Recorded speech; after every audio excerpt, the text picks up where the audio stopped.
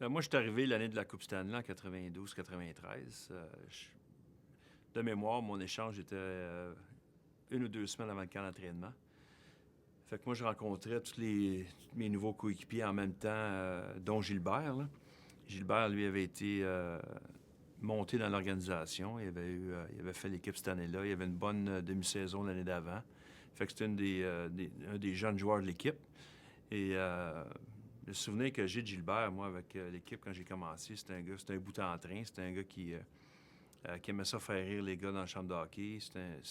Et c'est très bon pour l'atmosphère. Ça détend tout le monde avant les matchs, entre les matchs. Et il était très bon aussi sur la patinoire. C'est un gars qui avait un excellent lancer, puis il marquait des buts importants. Ben, du côté de l'organisation, moi, je pense que c'est important d'avoir des gars comme ça dans ton équipe. Tu peux pas avoir deux personnalités pareilles. Jacques Demers, c'était très bon pour comprendre ça. Puis la psychologie du sport, Jacques était très humain. Puis il comprenait qu'il y avait des gars fallait que tu pousses plus que d'autres. Puis il y en a d'autres, fallait que tu leur donnes un petit peu plus de cordes.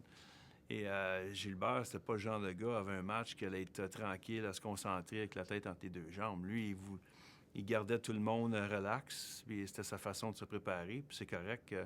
Moi, j'ai joué avec plusieurs équipes, plusieurs groupes de joueurs. J'ai joué 18 ans, fait que j'en ai vu de toutes sortes.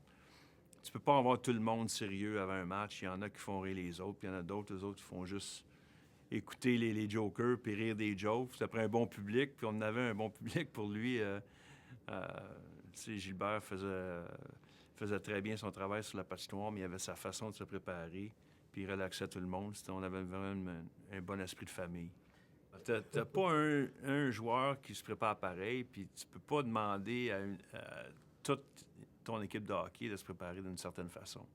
Je pense que c'est ça la qualité d'un bon entraîneur, c'est de comprendre que chaque joueur a sa bulle, a sa façon de se préparer, puis il n'y en a pas une qui est meilleure que l'autre. Je me souviens que cette ligne-là avait fait beaucoup de dommages contre les Kings. Di Pietro, c'était un gars qui ne jouait pas en début de séries éliminatoires. Il y avait Jesse Bélanger et lui qui alternaient. Puis Di Pietro et Dion s'entendaient bien sur la patinoire. C'était deux jeunes qui voulaient faire une différence. Puis ce qui fait le succès de notre équipe en 93, c'est pas qu'on était une grosse puissance, mais on avait un excellent gardien de but en Patrick.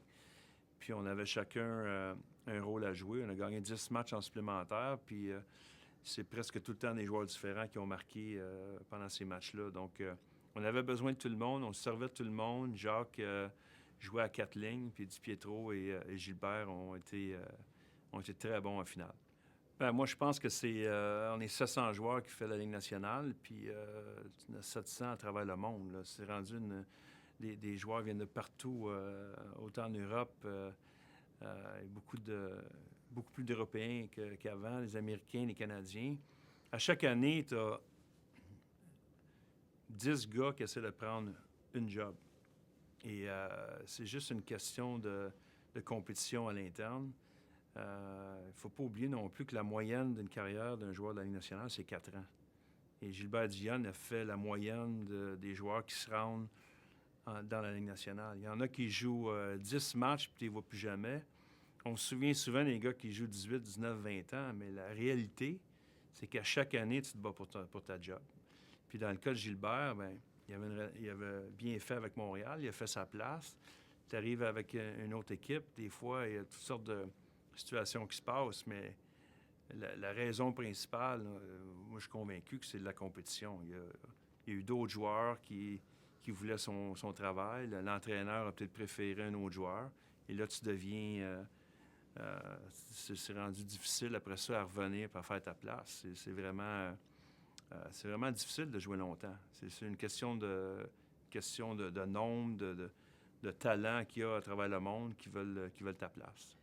Mais moi, je pense que oui, tu n'as pas de chèque pour beaucoup, beaucoup de joueurs qui évoluent. Les jeunes, comme les moins jeunes qui jouent au hockey. Mais je peux te dire, moi, que à part ma carrière de la Ligue nationale, ce que j'ai appris dans le sport organisé, dans le sport d'équipe, me sert encore aujourd'hui en affaires, me sert dans ma vie de tous les jours. C'est des valeurs que la discipline, le travail, jamais lâcher.